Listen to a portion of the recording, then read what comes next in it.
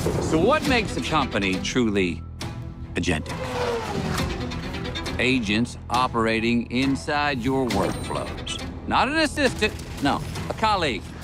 A true partner that knows your business. Agents that reason, that orchestrate, that determine the next best action across your entire business. An agent that actually gives you agency. We're going from the dumb software era to the smart software era in real time. Your AI business is actually going to be doing $1 billion in sales. Oh, it's over that already. Jim, Agentforce and Data 360 growth is just incredible. When we're working with Salesforce, it feels like we're right at the front of the pack. None of this stuff works if you don't have context. When your data's connected, now you have a foundation. Data is everything for an agentic enterprise. This is where your intelligence is multiplied. Agents that reason with the full weight of the business behind them. Every function, every industry. The U.S. government is our largest customer. And this is where it gets really interesting. Today, we are going to show you Salesforce Headless 360. This is the powerful moment. Headless 360 is a huge opportunity for us. The entire Salesforce platform is now available to any agent. We can actually pull data into our own components as we see fit. We meet the customers where they're at to customize your experience and your interface. And that changes everything, because now context is connected. When you think big, you need to keep it simple. Slack is the point of entry, the dashboard for the worker of tomorrow. Today, I'm really excited to tell you about the launch of Slack Code, with purpose-built spaces for teams and AI agents to build together directly in Slack. It's the new front door to the agentic enterprise. With Anthropic, yesterday we made a game-changing announcement. We launched Claude Tag, an agent that sits in a channel as if it were another teammate. This is transformational. What's really exciting is now we're taking our partnership to the next level. The #1 AI meets the #1 CRM with Claudeforce. Now you can just ask, which deal needs my attention? Because Claude is connected to Salesforce, it doesn't have to guess. Salesforce were the one company that had all the tools in the toolbox. Humans and agents in the same feed where all of your data comes together, coordinating in real time. Sales, service, marketing, commerce. Every signal, every customer, every conversation, unified, governed, and trusted. The speed and growth of a company of this size and software has never happened before. It's incredible.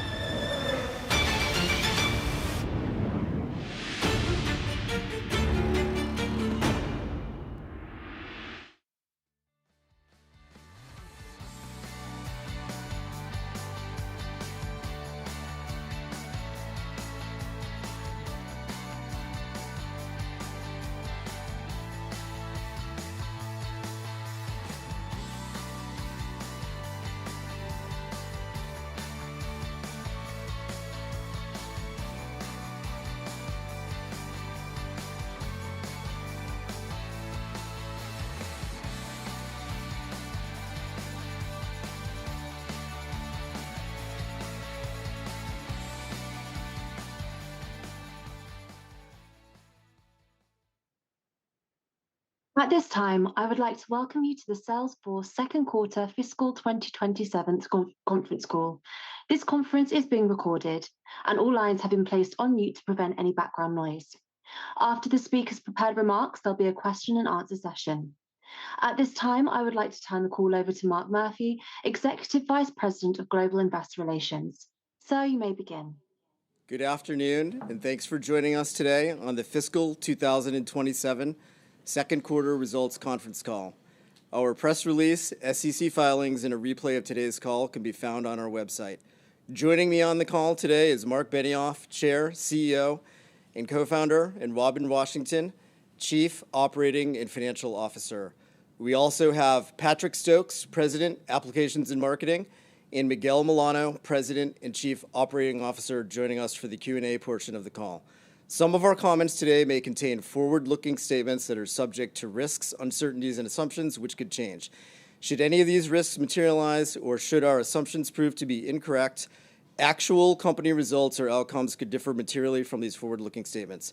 A description of these risks, uncertainties, and assumptions and other factors that could affect our financial results or outcomes is included in our SEC filings, including our most recent report on Forms 10-K, 10-Q, and any other SEC filings.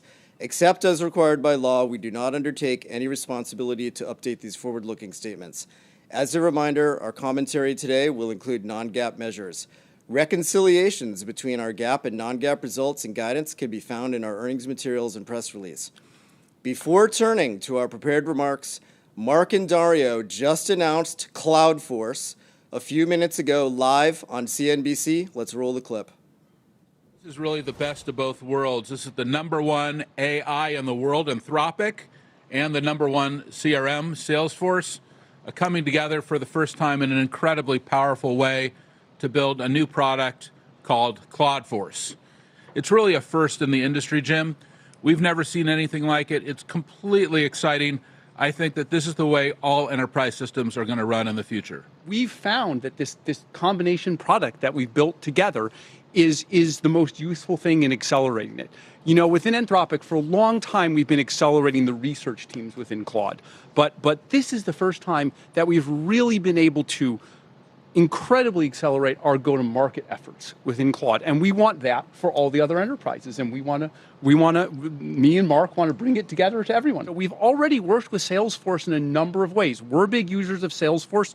Salesforce is big users of Claude Code, of CoWork, of other tools. We've put products like Claude Tag in Slack already, which is a part of Salesforce. And now this combination is a way to gain something that's, it's 1 + 1 = 3, something that's bigger than the sum of its parts. My chief commercial officer was just demoing this for me with some of the internal stuff we do within Anthropic, just half an hour ago, where he asked, what are the biggest accounts that Anthropic is trying to close now? Like, give me a list of the biggest accounts. Talk me through the risks of each one. All the data, all the information comes from being managed in Salesforce. But the conversation, the interaction, that comes through Claude. And so you can see how these two things can be more than the sum of their parts. Why this is exciting is it's a perfect complement. Anthropic builds this amazing model, and now the model has this incredible user interface, CoWork. And when you take CoWork and then you're able to put it right on top of Salesforce, it's able to bring the data, the applications, the semantics, the agents themselves, and build complete applications, a total user interface to let you get all the value out of Salesforce that's been trapped. So customers have put hundreds of billions of dollars into Salesforce. There's a huge amount of value that can be unleashed through this combination. And with that, let me hand the call to Marc. Well, thanks so much. I'm really excited to have the call, and it was great to be on CNBC with Dario announcing Cloudforce. We're going to get into that in more details as well. And before I get into all of that, though, I really want to start here at the beginning and talk about the SaaSpocalypse. I think you can see from the results, net new AOV growth, it's the strongest in 4 years.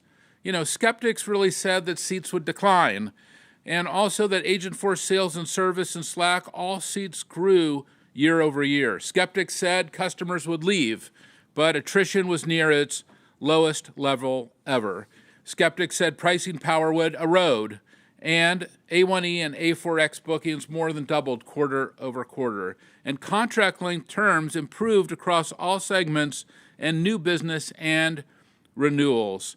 And agentic use, use of the platform, it surged 6x, sixfold, via Model Context Protocol calls and CLA calls. Apps are not dying.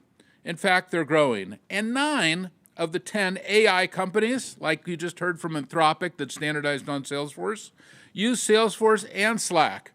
Their spend is up 435% year over year. Frontier models depend on CRM. They make sure that it works, that it all comes together, they not replace them. Let me start from the beginning of my script and actually read my prepared remarks for you so you can really understand our vision for the future of where Salesforce is now, where we're going, and we cannot wait to get all of you to Dreamforce because we have some incredible things to show you. Look, we're here in Salesforce Tower in San Francisco. I want to welcome all of you, and I'm thrilled to share the tremendous progress we've made and the momentum we're seeing across the business. As everyone can see, we just had one of the best quarters ever, and we outperformed on all of our key metrics. And as I just went through in all these key metrics in these key areas, this nonsense of this SaaS apocalypse, I think it's time for it to stop. That's why I'm so excited about Cloudforce as well. It really shows how we're bringing together the world's #1 AI and the #1 CRM. It's really the best of both worlds. We're combining Claude's extraordinary intelligence and reasoning with Salesforce's trusted data and applications and workflows and business rules and governance. And while Claude might have been, for example, for developers, now it's also for knowledge workers.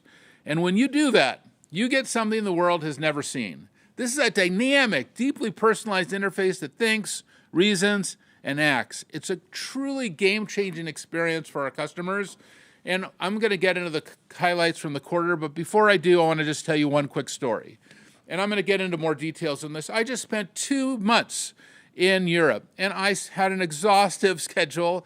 I won't go through all the detail, but I've never met with more customers in my life. And I was with one of our very largest, probably our largest customer in Switzerland, and I was sitting there with them, and we went through, and they spent maybe, I don't know, they spent more than $1 billion for sure with Salesforce. Yeah, they spend about $100 million a year with us. And I'm talking with them, and it's a great meeting. It's 3 hours. And then at the end, we're like, now I want to show you this thing. We haven't shown it to anybody yet, and we'll show them Cloudforce. Because the head of all of our operating units have been using Cloudforce to run their businesses inside Salesforce this quarter. It's one of the reasons why we're getting such great performance. And all of a sudden, literally, I could see the customer's mouth just dropped open because it was astonishing. They were seeing that we were able to reveal this value that had been trapped in their systems, okay, right into this dynamic user interface. And they weren't having to hire all these FTEs and all this stuff to get it going. It was building these apps on the fly for them using the foundation that they had spent 2 decades building with Salesforce. Now, I want to get back to the quarter. We had record revenue and EPS, strong margin performance, CRPO accelerated, it was up about 14%. Look, we generated $1.1 billion in free cash flow. That was up 81% year over year. I'm going to come back to that in just 1 second. And our AI business, just incredible momentum. Agentforce ARR, it hit $1.5 billion. Our ARR for AI and data is about to cross $4 billion. Really helps, I guess, that we have 15,000 pure account executives. Huh, Miguel? And the number of accounts with agents in production grew 70% over last quarter. We had great wins with Deutsche Telekom, met with them when I was in Europe, FIFA, met with them, NTT Data, I met with them, Cisco, all expanding their AI investment with us. Great companies, by the way, great visions for the world, and really exciting executives leading their companies who have tremendous vision for what they're going to do with their company using this new technology. And we also completed a multi-billion-dollar agreement contract expansion with the U.S. Army. The Army Human Resource Command expects to drive up to 55 million Agentforce conversations every single month. Amazing. The Secretary of the Army took me aside and said he finished recruiting 4 months early because he was able to use not only the power of all of his human agents, but AI agents as well. That was the Army being all they could be. And I'll tell you, we're expanding into markets and seeing an incredible success. We launched Agentforce IT Service in November, and it already has more than 450 customers, including NYU Langone Hospitals and McAfee, conversions from ServiceNow. I think that's very exciting, that we can see that more companies coming into our platform, and as they come into our platform where we expand it to be not just sales, not just service, not just marketing, not just commerce, not just analytics, but also IT service and other critical functionality, all of that can be revealed and now rendered through the Agentforce user interface. The more that's in the platform, the more Cloudforce is going to be able to deliver for it. Now, Agentforce Life Sciences has more than 140 customers, including all top 5 pharmaceutical companies, and Agentforce Ops is helping companies like Kellogg's and Dell turn manual back office work and supply chains into agentic workflows. That's the Regrello platform we bought now more than a year ago. It has the ability to deliver and render for a company red, yellow, green on their supply chain every single day. For Dell, they have 20,000 suppliers. And why that's important is we see supply chain as one of the very first applications. So many companies are actually revising for AI because it gives them the ability to actually look into something and do something with an area that really has not moved forward for in decades. With this strong performance and momentum and the strategic acquisitions, especially Contentful and Fin, we're expecting to close in the coming weeks, and we're raising our fiscal year 27 revenue guidance by about $300 million in constant currency. Now, what's driving all this? Well, it's a fundamental shift in the software industry. AI is unlocking value, as I said, across every part of our platform. AI is able to look into the platform and say, hey, I can see this application construct, I can see this user model, I can see this sharing model, I can put all of this together and deliver value in a totally new way. I've never seen a moment like this in my life, but for our customers, the question isn't whether AI is transformative, it's actually how they get there. And I want to talk to customers every single day. That's why I was in Europe. Most of them have not started their AI transformations yet. If you talk to most CEOs, they may say they have a project or they have a failed experiment or they were told to build a model, but it didn't work out for them. That is not AI transformation. We're going to see AI transformation, and you're really going to see AI transformation when you start using Cloudforce. And the reason why I feel so strongly about that is I've seen it here at Salesforce. For our operating unit leaders, when we gave them Cloudforce, they came back to us and said, I built this app, I did that, I did this other thing. That was so exciting.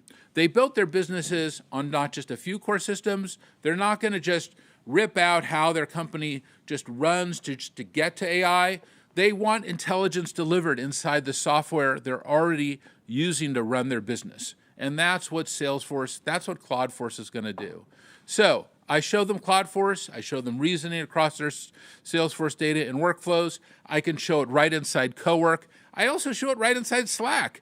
One click to deploy, and their path to AI transformation just opens up in front of them. It's pretty incredible. It's a great experience as a software executive to see the customer's reaction.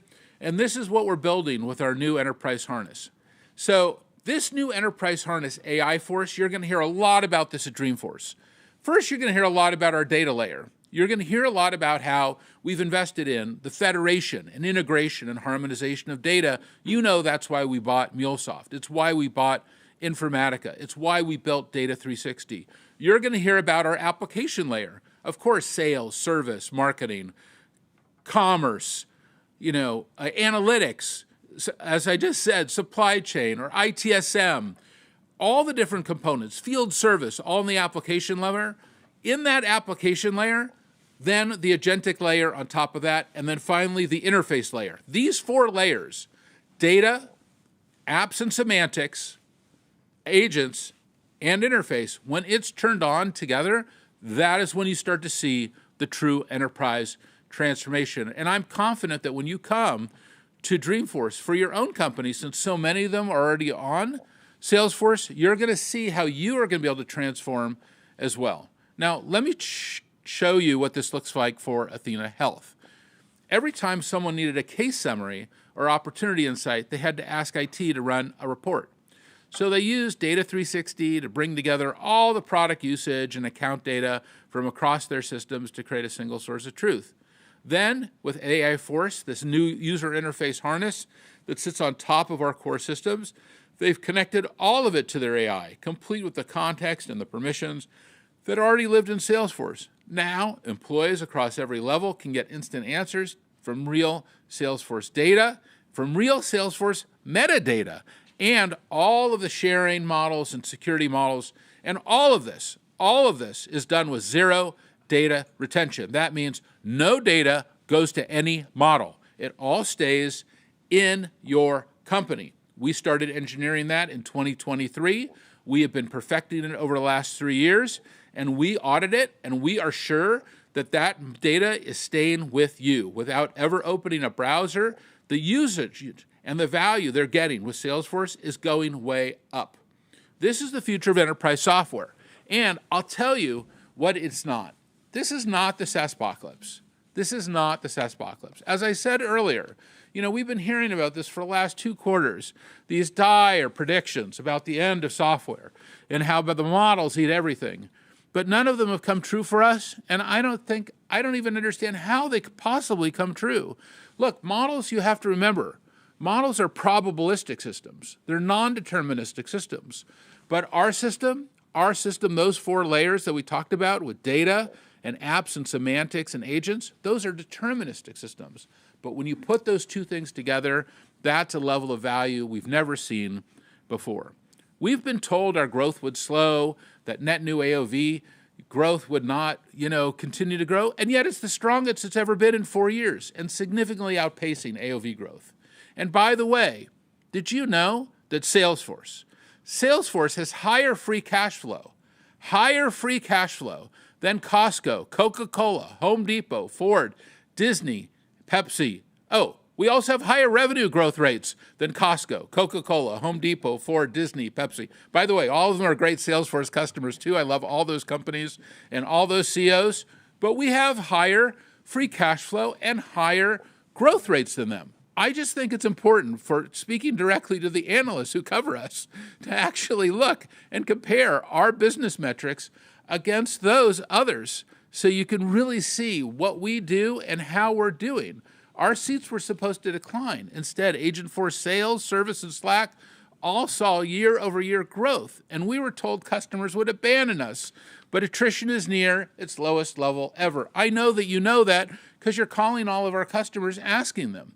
So we're told customers would pay less for our products, but what Miguel was about to tell you is they're upgrading. And A1E and A4X bookings, they more than doubled quarter over quarter. We're told contract lengths would shrink. Well, they improved across all segments. And we're told agents accessing our system would kill apps.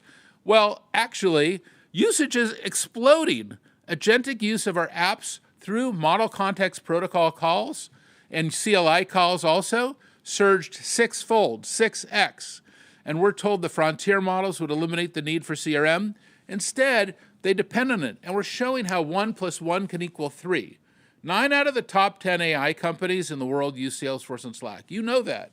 You're talking to them, companies like Anthropic, for example. Well, these companies, these 9 out of 10 top 10 AI companies, they've increased their spend with us by 435% year over year. Look at that great company, Replit. You saw them in the pre-show. It's an amazing company. Their sales team lives here in Slack with Salesforce as their source of truth. They've tripled the number of Agentforce sales seats. They're building custom apps that connect directly to Salesforce data and workflows. It all works together. By the way, Replit is a great tool on Salesforce. As you can see, AI isn't replacing Salesforce. It's unlocking more value across all 4 layers of our platform. Again, across the data layer, the apps layer, and the semantic layer, the agent layer, and the interfaces.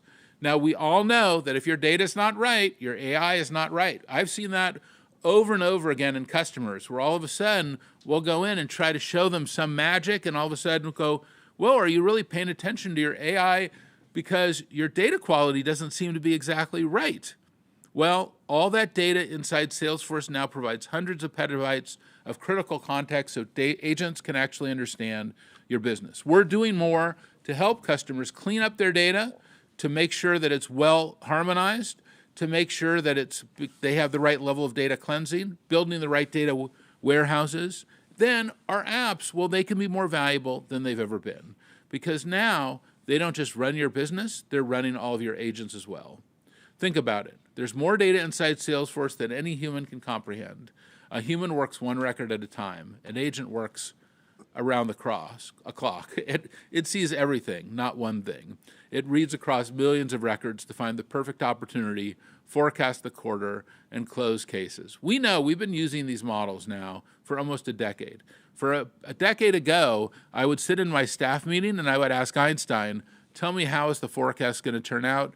And in many cases, it knew more than our folks. Why? Because it is able to see everything. So here's another great example, Uber for Business. They've got 30 onboarding specialists and a mountain of inbound leads nobody was ever going to reach. Their rules, their workflows, every deal that's ever gone through them. They've used Salesforce since the start of Uber, and all of that lived inside Salesforce. Now, this is how they sell.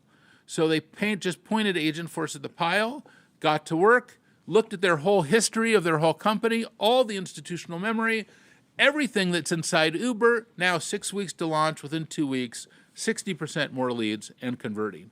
This is that power. We're introducing hundreds of packaged agents that understand your business and industry right out of the box, so they can start delivering value within days, not months. And now with AI Force, we're bringing all that to any interface.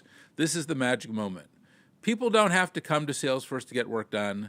Salesforce comes to them in Claude, in Slack, in ChatGPT, in Teams, wherever they want to work. And it's a shift from software as the interface to software powering every interface. Of course, this is already happening in Slack, which had a phenomenal quarter. It's the best acquisition we ever made, regardless of all the financial analyst reports that I read about 6 years ago when we bought it. We won't go through the details. It's water that's now all under the bridge. But let me just say this. When you look at Slack today, it is where work happens, and it's where these AI lives and work and can do things. And not only is it where human work happens, now it's where you can build together too with Slack codes. AI isn't trapped in a single player chat window. It's a teammate that works across all your people, finding the right agent, the right action, all in the flow of work, fueled by all the enterprise context that lives in Salesforce, the conversational context in Slack. Companies like Anthropic, OpenAI, Lovable, Replit, on and on and on. I think there's more than 1 million companies on Slack now, are all building their agentic products directly into Slack because Slack is where their customers want them.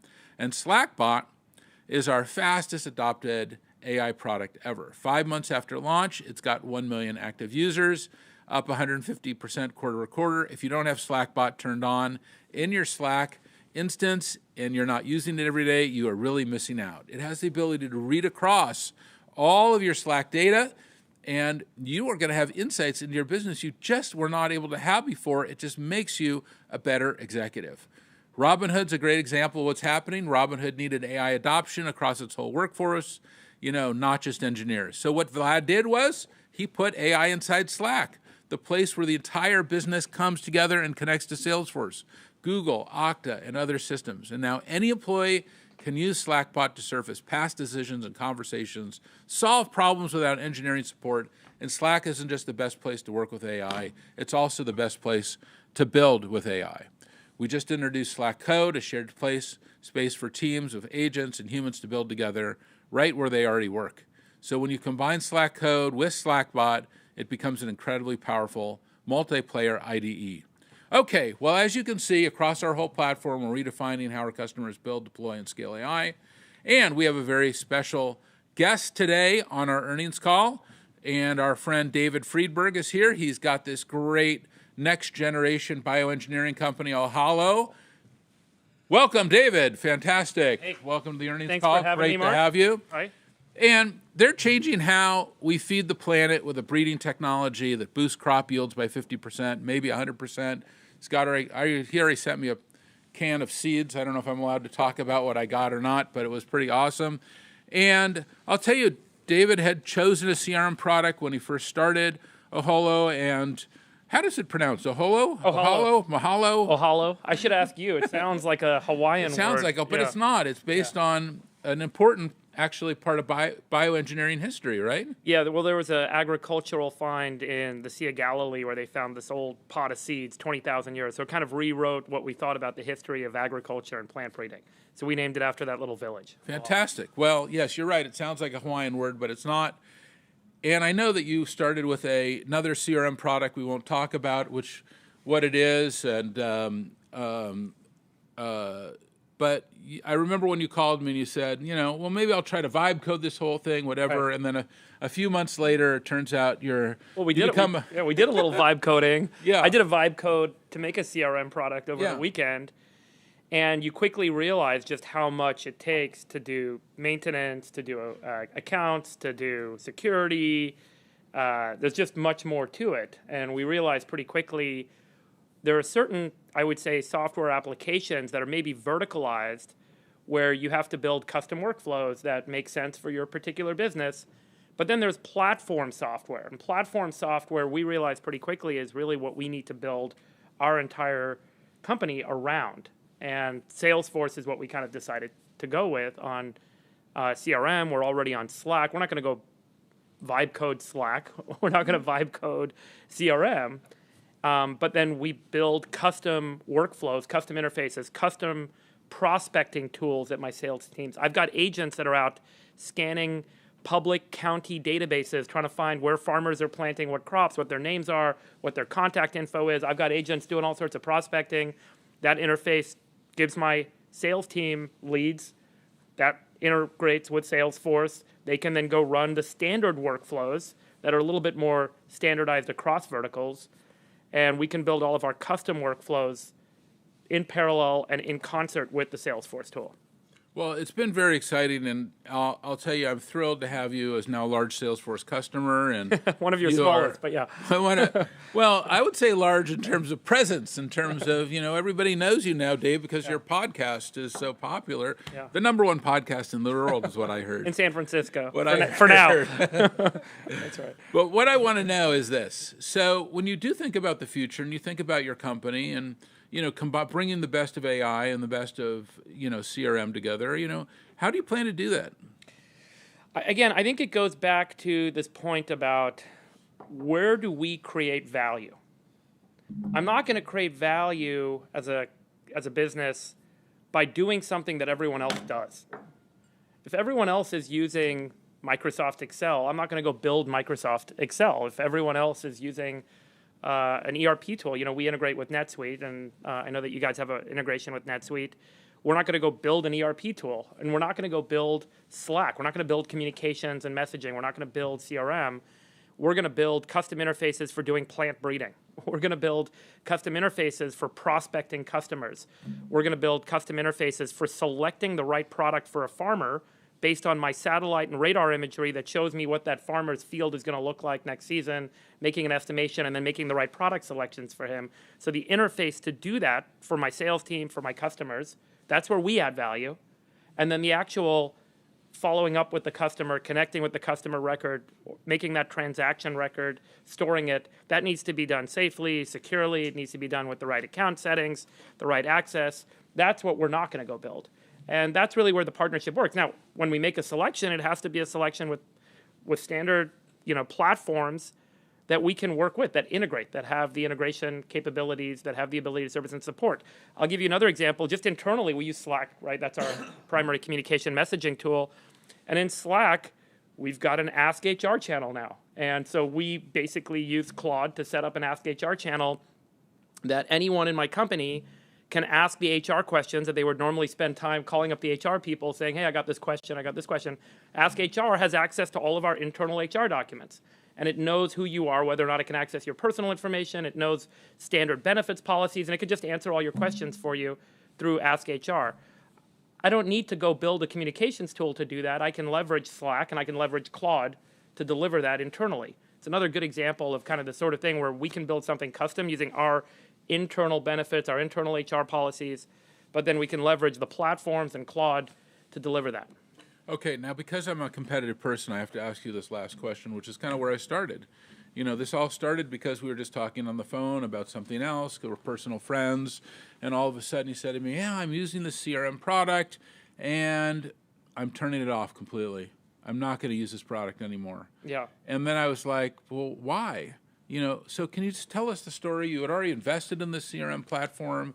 This is one of our competitors, but you decided not. Now, you don't have to tell us who it was, but What are some of the features and functions that you saw in Salesforce that then gave you this ability to achieve all this productivity that you so badly desired? I wasn't sold, as great a sales guy as you are. I wasn't sold in our first conversation. I was still pretty reticent. I'm like, Mark wants me to do this. I'm going to do it for Mark, but I'm not sure. Okay, this is what I told my team. And there's a guy, great guy named Ben. Ben works at my shop, and Ben used Claude. He used Cursor, and he spoke to your Salesforce guys, stood it up. And what took us months of going back and forth trying to customize this other CRM tool and build the application and workflows around it that we needed, we were like pulling our hair out. We're like, let's just build it all from scratch. And that's when you and I talked. So Ben used Claude and Cursor, got into Salesforce, and was able to get everything stood up in under a month. And so I wasn't sold until we did it. And then I was like, okay, I'll give Mark credit at this point, and maybe we should, send him a check and pay for the product. But yeah, I would say that was the. By the way, that's been a huge. You're a great marketing guy, but what the product and the capabilities, you, David. I appreciate that sold itself actually. Yeah. Like when we got in there, and Ben was able to do this in under a month, and he told me he did the whole thing in under a month. Just Ben. Right. And he ran the whole thing. And I think that has been the huge shock for us that. These new next-gen tools, the Cursors, the Replets, the Claudes of the world, make our product better. That's right. That all of a sudden it can customize the data, the metadata, set up the preferences, do the administration, do things that maybe you needed, a bunch of service folks to to do. Now all of a sudden you're getting going in a month. Maybe it might have taken you before 6 months to a year. All of a sudden now you're fully automated, and your ability to add new functionality and do new things. This has provided this kind of very strong platform. And as I said, it's a deterministic platform. Totally. And while Cursor is more, non-deterministic or more probabilistic on the front end, it's helping you to administer it, maybe starting to build new screens for you, analytics, but nothing is going to be better than having this solid foundation. I was probably early on the SaaSpocalypse train, as you know, because I know you listen to my show, and I always said, I think SaaS was this temporary phenomenon between the founding of the internet and the start of AI. But I think that it's a little more nuanced than that. It's probably this verticalized SaaS, where you try and standardize a vertical on a bunch of workflows, which actually destroys value in that vertical because everyone's now doing the same thing in the same way. So no one can differentiate in that vertical. We've actually dumped all our verticalized software. We make all of our verticalized SaaS in-house. But the horizontal, the platform, Salesforce standardizing on Slack, this is really where I think we've realized that's actually going to get bolstered, and it's more valuable with all the other capabilities we can now build around it. So, I'm definitely sold in that sense. I think there's still a SaaSpocalypse, but with a lowercase s rather than the uppercase s for verticalized tools, where I think AI really allows you to rebuild something that's unique, which creates value for your business in a vertical. Rebuild it on Salesforce. Yeah. Yeah, that's right. Great. Thanks so much, David, for being with us. We really appreciate you coming in today. Thank you. Thank you very much. Thanks. All right. We're so thrilled to have David here, and we're so grateful to have him now as our new customer. And I just thought everyone would love to hear that story because I think, as everybody has heard, David has been wondering, how will he use enterprise software in his new company? Where does he achieve that productivity? And I've just never been more excited about our future. The scale, the opportunity in front of us is extraordinary. You're going to see it at Dreamforce. Not only are we going to have great entertainment, probably the best entertainment we've ever had, so can't wait to announce that, but also we've got probably the best products we've ever had. And you're going to see it in just a couple weeks. It's going to be a huge accelerator for Salesforce, for all of our customers. We're going to bring 50,000 people here to San Francisco and show them some unbelievable capabilities. And we're going to show you some of the most exciting transformative technology we've ever built. It's the future of enterprise software, and I'll tell you, we're deploying it not just for the Army or for the IRS or for all 15 of the major U.S. agencies, all these incredible new customers that Miguel has signed up, from Uber to Deutsche Telekom, to FIFA. You're going to see not only meet all of them, but you're going to see an incredible lineup of speakers at Dreamforce. And yes, Dario's going to come there. He's going to be in my keynote. You're also going to see Sam there. Jensen's going to be there. Actually, all the major AI leaders are going to be there. David is coming. If he's bringing all of his friends. And you're going to see how great companies like Amazon, NVIDIA, F1, L'Oreal are bringing humans, agents, platforms together to connect with customers in new ways that were never possible before. We're looking forward to seeing you all there. And before that, we've got you, Robin. Thanks, Mark. Appreciate it. Your enthusiasm is infectious. So I'm going to go a bit speedy here because we want to be sure that we value all of your questions and want to be sure that we can tell you everything we can about the quarter. First and foremost, we delivered a record second quarter. AI is amplifying the value of our platform. This isn't just a technology shift, as you've heard, it's a reinvention of how our customers work, and it is fueling our growth. So I want to take you through a few of the proof points. It starts with our operational focus on net new AOV, which is driving our re-acceleration. Exceptional Q2 bookings, along with near record low attrition, drove our Q2 CRPO beat. Half one net new AOV growth significantly outpaced AOV growth, keeping us on track for second half organic revenue re-acceleration. Contract length terms for new business and renewals are increasing across all segments. Slack continues to shine. Q2 Slack net new AOV was the fastest quarterly growth since acquisition. AI innovation across our platform is delivering measurable value. Agentforce ARR reached $1.5 billion, as you heard, driven by Slackbot and headless launches and continued AI momentum. Upgrades to our premium Slack editions have tripled since we launched Slackbot. Our consumption flywheel is turning. AWUs continue to scale as customers drive agentic use cases across the platform. In Q2 alone, customers drove 3.2 billion AWUs, up 97% quarter over quarter.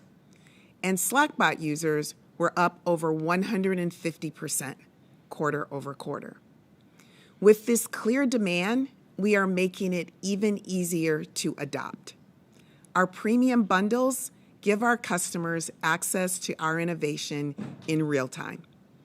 Bookings from Agentforce One Edition and Agentforce for Apps more than doubled quarter over quarter. Headless takes this even further, bringing Salesforce to the surfaces where teams already work. Slack, CloudForce, and with AI Force, many more to come. MCP and API usage grew significantly in the quarter as customers embed Salesforce intelligence, the data, metadata, and semantics directly into their workflows. You can see the momentum in our results from the quarter. Q2 revenue came in at $11.35 billion, up 11% year over year, above the high end of our guidance in constant currency, driven by continued momentum in Slack and Agentforce. And we continue to accelerate Informatica's business. Subscription and support revenue was $10.82 billion, up 12% year over year in nominal and 11% in constant currency. Our top-line performance reflects the breadth and resilience of our portfolio. Agentforce Apps delivered solid growth, anchored in momentum in Slack and resilience in sales and service, with early signs of recovery in marketing. While it is too soon to call this a sustainable trend, we're very encouraged by the success enterprise customers are having on our next generation marketing product. Headless platform, Data 360, and other growth was fueled by continued momentum in Informatica and Data 360, partially offset by license revenue headwinds and volatility in integration and analytics. CRPO accelerated quarter over quarter, with $33.5 billion, up 14% in constant currency. That's 1 point ahead of our guide, driven by strength in Slack, Agentforce, and Data 360. Our continued focus on operational discipline is evident in our profitability. Q2 non-GAAP operating margin was 34.1%, and GAAP operating margin was 20.5%. As customer zero, we are putting Agentforce to work across our own business. Salesforce's Help Agent has surpassed 5 million customer conversations, with 64% resolved autonomously. Slackbot is driving 8.1 million hours of annualized productivity gains for our employees. That's more than double quarter over quarter. We generated $1.1 billion in free cash flow. That's up 81% year over year. Execution of our $25 billion accelerated share repurchase continues. We expect to repurchase at least 14% of shares outstanding through this program, thus far at an average price of $176 per share. Our responsible capital return strategy underscores our conviction in our future. So turning to our outlook for the year, I want to walk you through the components of the $300 million constant currency raise to our revenue guide. We are raising our FY27 revenue guide for organic performance by $100 million. This is driven by the continued momentum in Agentforce, Data 360, and Slack. These areas of strength offset the continued volatility in overall license revenue. Alongside this organic growth, our raise incorporates a $200 million expected contribution from the anticipated closings of Contentful and Fen in the coming weeks. Of note, our FY27 revenue now incorporates a $100 million FX headwind compared to our prior guidance. This brings our updated FY27 guidance for revenue to $46.1 billion to $46.4 billion, resulting in subscription and support growth of slightly above 12% year over year and slightly under 12% in constant currency. We're holding our non-GAAP operating margin guidance at approximately 34.3%, and we're updating our GAAP operating margin guidance to approximately 20.1%. We continue to expect operating and free cash flow growth of approximately 4 to 5% year over year. So moving to our Q3 guidance, we expect Q3 revenue of $11.42 billion to $11.5 billion, growth of approximately 11 to 12% in constant currency. Q3 CRPO growth is expected to be approximately 14% year over year in constant currency. I do want to note that this does not include incremental contributions from Contentful and Fen, as we await deal closing to ensure accurate balances are reflected. In closing, building on the momentum from a strong first half, we are delivering record revenue and cash flows this year. We look forward to sharing more on our latest innovation and financial framework during Investor Day at Dreamforce next month and connecting with many of you here in San Francisco. So before I turn the call back over, I want to thank Mike Spencer for his incredible leadership of investor relations. His candor and clarity earned the trust of the investor community, and I'm personally grateful for his partnership. Luckily, he's not going far. He's now taking on a broader role in our finance organization. I also want to extend a very warm welcome to Mark Murphy as our new head of IR. He's covered Salesforce as a top sell-side analyst, going all the way back to our IPO. So he knows many of you and our story very well. Back to you, Mark. Thank you for the kind words, Robin. With that, we will move to questions. It is imperative that you limit to one question per analyst, and one brief question would be preferred because we need to move quickly. Sophie, please queue up the first question. We'll now begin the Q&A. For today's session, we'll be utilizing the raise hand feature. If you would like to ask a question, simply click on the raise hand button at the bottom of your screen. If you've joined us by phone, please press *9 to raise your hand. Once you've been called on, please unmute yourself and begin to ask a question. Please limit to one question. Thank you. We'll now pause a moment to assemble the queue. We'll take our first question from Kirk Materne from Evercore ISI. Please unmute your line and ask your question. Yeah, thanks very much, and thanks for taking the question. A lot of great things going on this quarter, but I have to ask about Claude Force. And Marc, I think specifically, I'd love to understand how you and Miguel are going to be taking this product to the field. What are you doing with Anthropic to make sure that this gets out and gets into the hands of your customers as soon as it's available? And I assume we can be seeing Anthropic and Salesforce salespeople working together to bring a lot of value to both your collective customers. Thanks. Well, we're really excited about this product. This is the best of both worlds. It's the #1 AI meeting the #1 CRM and putting them together. As I said, when you do that, you get this incredible result, a radically different type of interface on top of Salesforce's entire platform. It's really powered by this incredible new AI harness that you're going to see at Dreamforce, AI Force. And that harness is able to power not only Claude Force, but a new version of Slack that you're going to be seeing, as well as Coworker, which is something inside our Lightning interface, and other amazing things as well. But once you have that enabled, then you're able to really unleash the power of our data, our applications and semantic layer, our agentic layer, and all of it comes to light in a whole new way. And I really saw it myself, as I said, in Europe, where we would really show these exhaustive demos to customers, and when they could see that all this value that they have in their systems that has been trapped becomes untrapped. But you also saw it here at Salesforce. This quarter, we actually released it to many of our executives all over the world, and many of those executives were the ones who were actually demoing it directly to those customers. That it was sales executives, or my most senior sales executives, my operating unit leaders, were showing Claude Force to our top customers already.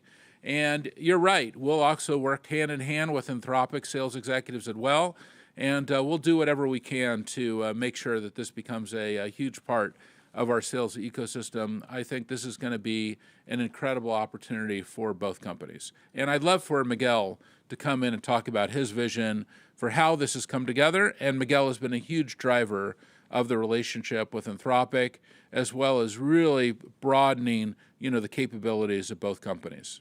Yeah, thank you, Mark. Listen, I've been obsessed with this surface. I myself and a number of my leadership team have been using very profusely the surface, connected. We've done it manually, connected the NCP servers, created skills on our own. So I just can't believe that we have now this product available. We are rolling it out to the whole enterprise, to the whole company. And then we're going to make it, Patrick, we're going to make it available to GA in September to everyone at Dreamforce. Every single seller of Salesforce will be demoing this product as one of the surfaces. By the way, we love Slack as one of the surfaces, but not everybody has Slack. They are complementary. Slack, you are working with your teams, is a multiplayer surface. With Cowork, you and Claude Force or Salesforce for Claude, we are simply going deep and researching, understanding your business. By the way, you're able to engage also through Slack, through email with your team members. It's going to be very powerful. Every customer will be able to buy it. They will have to upgrade to our premium editions, and it's going to be a new wave of demand. I'm very excited about it. And Miguel, just give us just a couple anecdotes, because, I just know, when we turn this over to several of your European leaders specifically, and obviously I was in Europe for that time, and they started using it just even at the most basic level, the kind of things that they were building and the kind of things they could see about their business and how to drive their business forward really changed. Can you explain that? So currently, and by the way, this is what I want all our sellers to do, we're going to be living in three surfaces. What we built, and this innovation came from Europe more than the US. I'm very excited about that.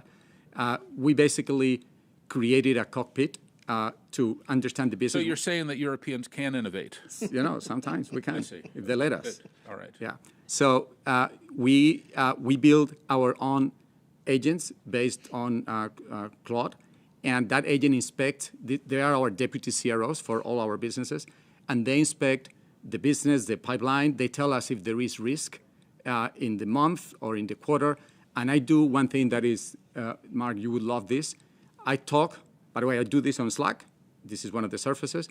I do this at the time, Cowork, now is Claude Force. But I also do it in an app that I build with Claude Code. So depending on the moment, I use one of the surfaces. But I do one thing that is very powerful. Every time that I visit a country, and don't tell anyone because I don't want my team to know. But essentially what I do is, okay, I'm visiting Italy. We have an amazing leader there, Vanessa Fortesa. She's a Forza della Natura. And I said, okay, give me all the opportunities, open opportunities for the month, and then send a Slack to every account executive, copying the whole chain all the way to Vanessa, telling them, look at the opportunity record, look at everything, make it sound like it's me. I review all the emails, all the Slacks before they go, and it all of a sudden sends 50 very customized Slack messages to the AEs, asking them if I can help, if we can do anything. It's incredible. The engine is very smart. It proposes already ideas to close the deal. And then when I visit the country, everybody's mobilized. Everybody has been working over the weekend. Vanessa is crazy, running around, and we close deals faster. Yeah, very exciting. Thanks, Kirk. Sophie, we will take our next question. Our next question comes from Alex Zukin with Wolfe Research. You may now unmute and ask your question. Guys, thanks for taking the question and congratulations on a fantastic quarter. Mark, you're seeing a pretty big debate and tension in the industry about open weight and open source models versus frontier model adoption. I was wondering if you'd set the stage for us, because what you're seeing in customers is important, as you're offering the best of both worlds with both Claude Force and AI Force/headless. So maybe talk about how you see this debate settling and about the monetization opportunity for both Claude Force and headless, and kind of when we should start thinking and seeing it in revenue growth. Yeah, I think a lot of customers are asked these questions, and you know, a lot of us, I'm sure you can relate, live in this podcast universe. We just were with David Friedman. He's one I think we all love listening to his podcast, right? And you know, we like listening to a lot of these podcasts, and we're in this podcast world. But I think sometime, and please don't quote me on this, but podcasts do not always meet reality. And it's very interesting. It can be very, aggressive. It can be very stimulating, but it might not be exactly true. And I think that is just the world that we live in. We live in a world of misinformation where everybody has a agenda, financial agenda. You know, they're trying to move a market. They're trying to make things happen. You see that as well with shorts in your market, where you'll see people come in with all kinds of misinformation to try to get something to happen.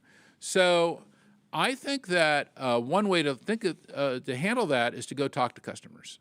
And this is what I do. So I have spent a lot of time with customers, and customers, it's pretty simple. They have, if you talk to customers, what they'll say is, we only have 3 platforms.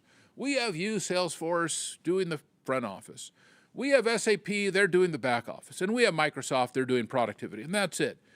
The reality is, yes, they have those 3 platforms. They also probably are hanging out with a hyperscaler. There's probably 3 or 4 different ones, depending on what country it is in Europe. They also probably have a data lake supplier. And they also have a collaboration supplier, Slack or Teams. And I think when we look across those 6 things, they do not want to also then say, have all these models, okay? Which kind of gets to your question, which is like, you think that these customers then are going to all of a sudden set up and maintain and build the human expertise to be able to build and maintain and train models? No. I believe what they're going to do is consume AI through packaged software. Not a huge statement, just they're consuming their AI through packaged software. You're using Slack, you're consuming AI through packaged software. You're using Salesforce, you're consuming AI through packaged software. At some level, when you use Cowork, you're consuming AI through packaged software. And when you're using Claude Force, you're certainly using AI through packaged software. And I think that's the right way to think about it. I think the model, it's like, do you even know what chip you're using? Do you really know what data center you're on? Do you know what router you're on, what switch, what type of fiber, what cable you're using, what interconnect you're using? At some level, will get abstracted back to kind of how the way the world used to be, which is we operate at a certain level of value, and I believe the highest level of value is at the application layer. So I couldn't tell you from my phone all the way through Salesforce and Slack, all the way down to what the hardware infrastructure is. And I shouldn't have to worry about that. But I do understand this layer up here. And those top 4 layers that I've articulated several different times on the call, that's where I live with the customers. I did not have one customer really say to me, tell me, are you going to be on open source or are you going to be on frontier? And I think one way to think about this is, yes, this is a highly dynamic market. And there will be frontier models. There's going to be open source models, and there's going to be room for all of the above. And I think it's very exciting if you're not tracking what NVIDIA is doing with Nemotron 1.3 and the ability to fine-tune it. It's a very exciting moment for models. But Salesforce also makes a lot of models too, by the way. We have a lot of our own models that run in our platform. Our platform runs on our own custom models. We've been writing models since like 2015, and you can find them all on Hugging Face. If you go, you'll see all the models. If you're really into models, you can go and see that. So I just think we're at a moment where be careful. And I'm not sure, I don't think that's what customers, well, I don't think that's where customers' heads are at least when they talk to me, that's not where their heads are at. Maybe some customers are. Obviously, if you go talk to my engineers, maybe they're interested in what's going on, but I don't think the customers that I speak to are at that level. Does that help you understand how I think about it? Super clear. Thank you so much. Thanks, Alex. Sophie, we will take our next question. Our next question comes from Elizabeth Porter with Morgan Stanley. Please unmute your line and ask your question. Hi, thank you so much for the question. I wanted to circle back on the strong Agentforce ARR growth. And in particular, what proportion of current Agentforce is coming from paid production customers rather than pilots? And how has the timeline from pilot to paid deployment and refilling credits changed over the last couple of months? For instance, are we seeing any sort of lengthening as customers are evaluating a broader set of solutions, or is Salesforce's increasingly open and headless posture helping de-risk some of these decisions and potentially accelerate engagement with the Salesforce platform? Thanks. Can I take that? Yeah, I'm going to turn it over to Miguel, but the first thing I'll tell you is, we offer our customers a wide variety of capabilities, products, and functionality. And you mentioned Agentforce is one. Coworker, if you haven't seen Coworker, it's our fastest growing AI product. We have another super fast growing product, Slackbot. We expect Cloudforce to be growing super fast. Agentforce also is growing super fast. We have a lot of them. And what we're trying to do is let customers have very flexible capability so that they can choose all of them and grow with them as they want. And we have these new bundles that you've already heard about, and these new bundles let customers do that. See, customers want to buy and want to price in different ways. This is something I've learned really aggressively recently. Some are still buying by user and by agent, and that's important for them. Some of them want it by consumption, and that's important to them. Some of them are just basic usage customers, and they want to pay that way. Some of them even want to pay by outcome. And that outcome could be by a transaction outcome or a business outcome. Because customers want that kind of diversity in pricing, we've created a high level of flexibility. And that, I think, has really expanded our ability to sign very large transactions with our customers. Miguel, do you want to go into the details? Yeah, I mean, the top line numbers are obviously very impressive, but I like to go a little bit deeper under the hood. When you look just at bookings, not just the cumulative ARR, our bookings, Elizabeth, grew triple digit, so we doubled year on year. That was pretty fantastic. 50% of the bookings came from customers refilling the tank. So they consume, they use the flex credits, they want more, they raise their hand, we go there, which, by the way, is good for AE productivity because these sales cycles are very short. Their time to production is very important for us because consumption is very important to us. We bring customers in the funnel. We want to bring them down. The first thing is to get them to production. We added 2,000 paying customers into production. That's 70% more quarter on quarter. We are not happy with production only. We want them to really be ready to do the work. We are taking them to the enterprise. We show them everything, how to work, and then we leave. We call those agents consistently consuming. We added hundreds of consistently consuming agents down there. You've seen the down the funnel. You've seen the consumption number. The AWUs exploded. But for me, the most important thing is to see the live customers. I want to tell you one story if I have time on one customer. But if you want to write down names of websites that you can go right now and see the agents or call them, Bodewell, geappliance.com, Lululemon. If you're going to Mexico, Volaris.com, Aer Lingus. If you're going to Ireland, my two daughters are in Ireland now. You want to call Amazon Blink. I mean, you want to call Bberg? Amazon Blink's such a great example, Miguel. Will you just tell the story just briefly? I actually have the phone number. Yeah, Amazon Blink. Basically, if you have anything going on in your Amazon devices at home, you can call, voice call. But I'm actually giving you one because since everybody here is a business, I want to. If you need business insurance, commercial insurance, you can call one of the Berkshire Hathaway companies, Bberg, and I'm actually going to give you the phone number 402-200-3104. Just call. So 402-200-3104. And the experience is incredible because it's not just a chat. It's a voice that is anchored to your trusted context and that can execute across our deterministic applications. But anyways, I give you a bunch of websites, etc. But let me tell you one story of some of the agents that are working in the enterprise that people don't see. Big digital platform company here in the US, 45 million AWUs is one of our largest, grew 14 times. We started this 6 months ago. In Q2, the AWUs, the consumption grew 14 times, 14-fold.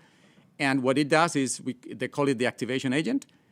They go to all the merchants that are already registered with this platform, but they are not transacting. They're not getting money from the merchants.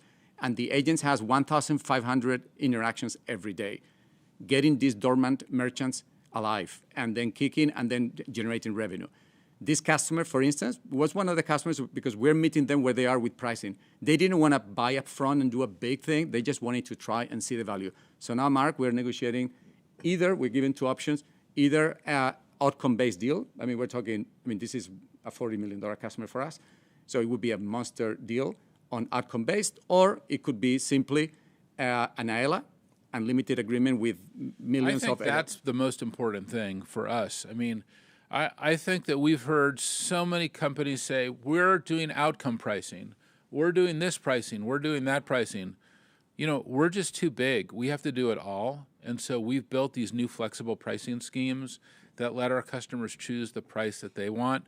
And we're going to get more and more into that zone. But this last thing that Miguel said, that some customers want business outcome pricing, that's very exciting, and that's never been true before in enterprise software.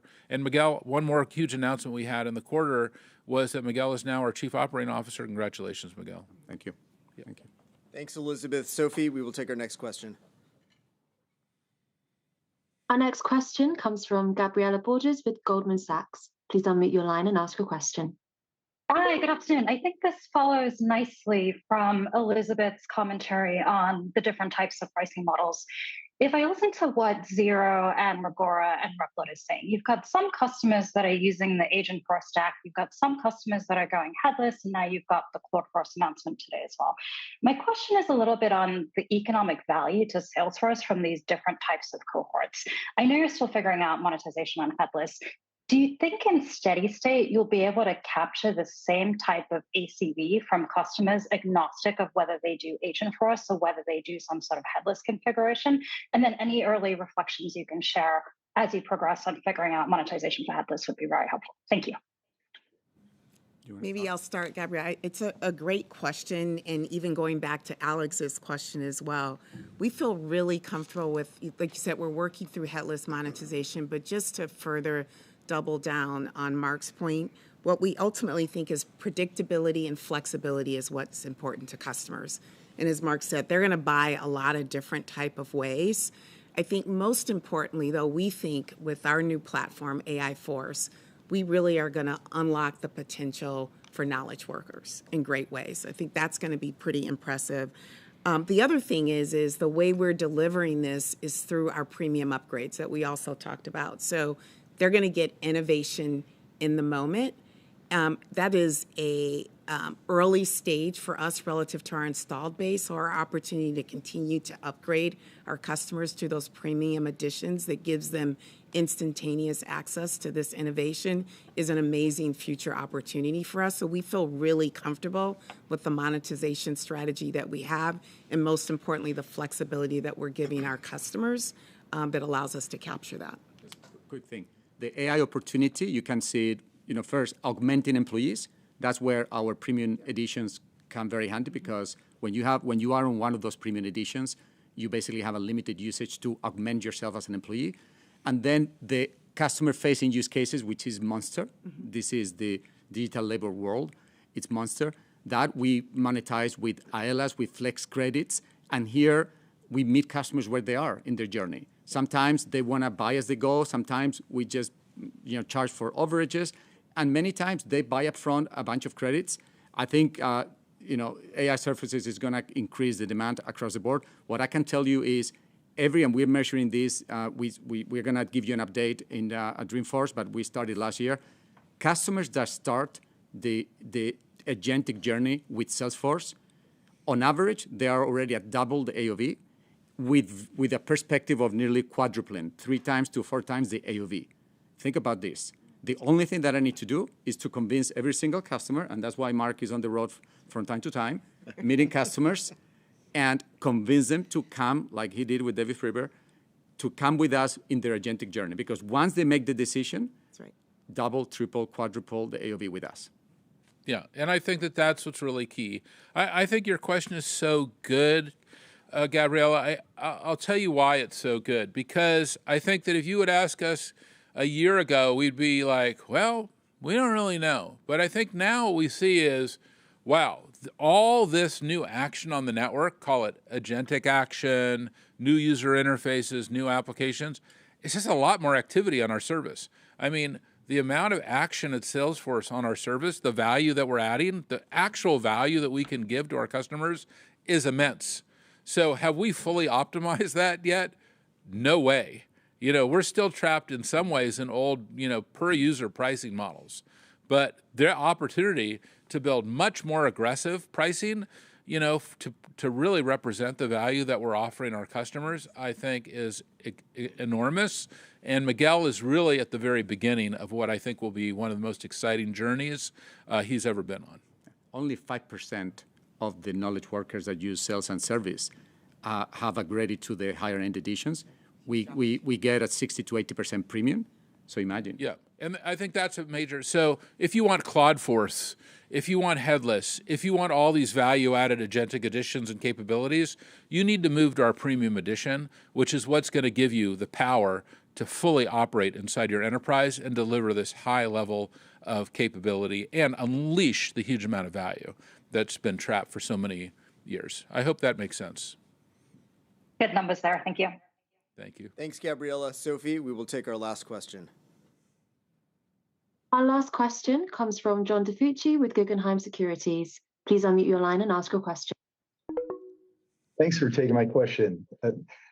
Miguel, I know you've gone through the math of how the subscription net new AOV to revenue works, and we agree it's math.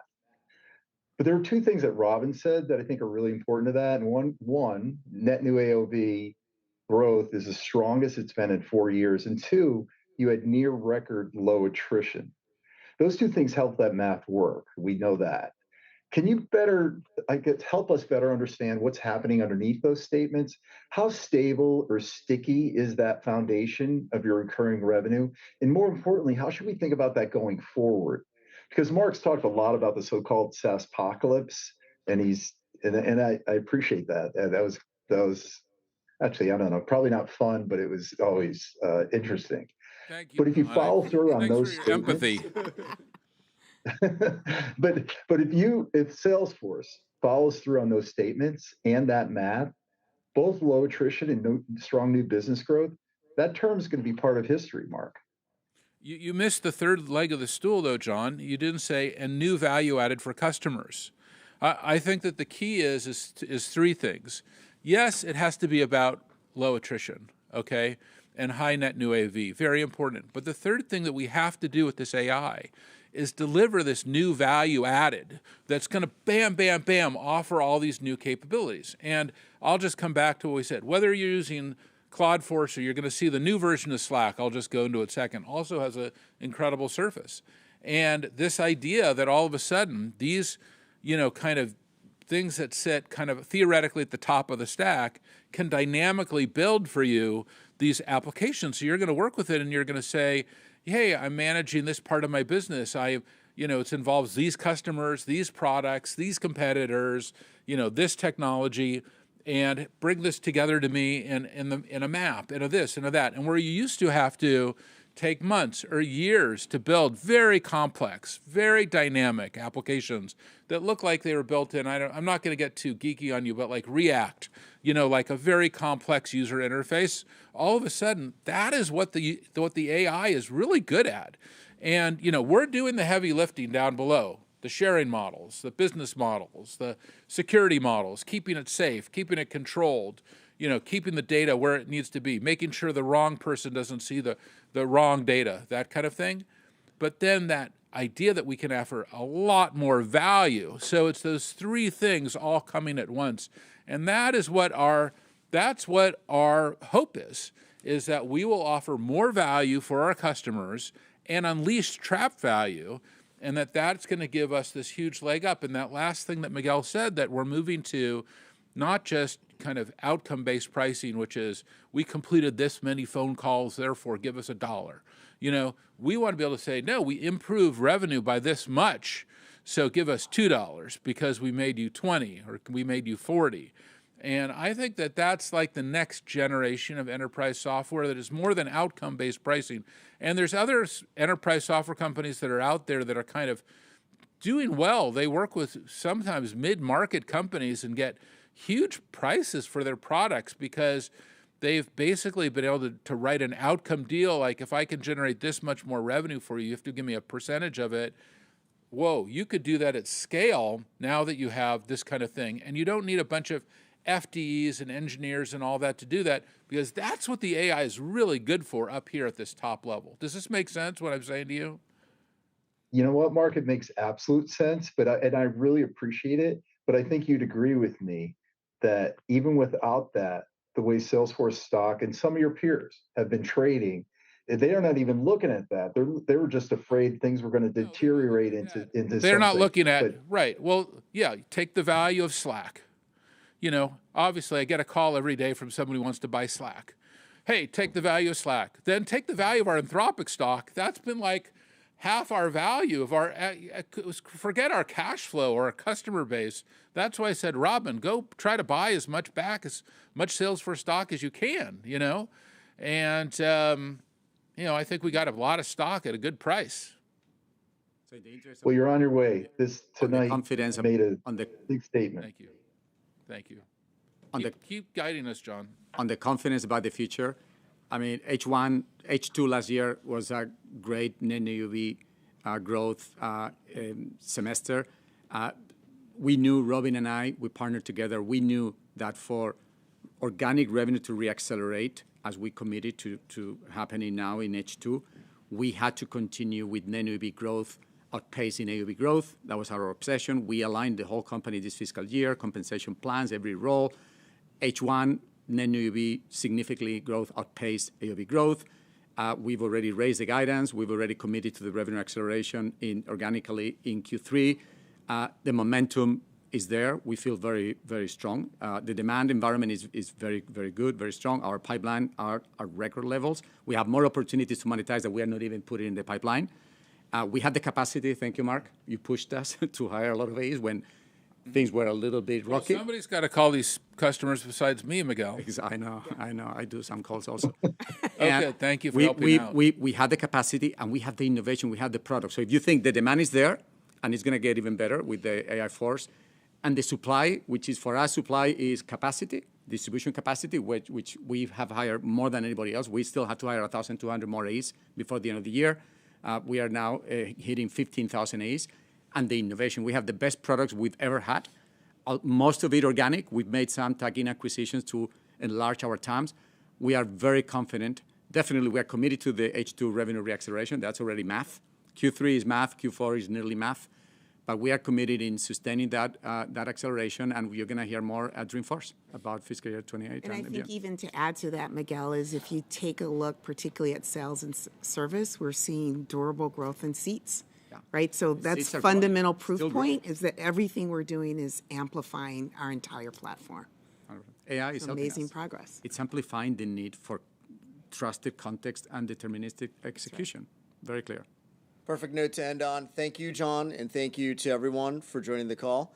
We will be hosting a webinar on Tuesday to deep dive on our customer motion and adoption of AI with Bill Patterson and Connor Marsden, and we look forward to seeing you all over the coming weeks and at Investor Day at Dreamforce. Thank you for joining. This concludes today's call. You may now disconnect.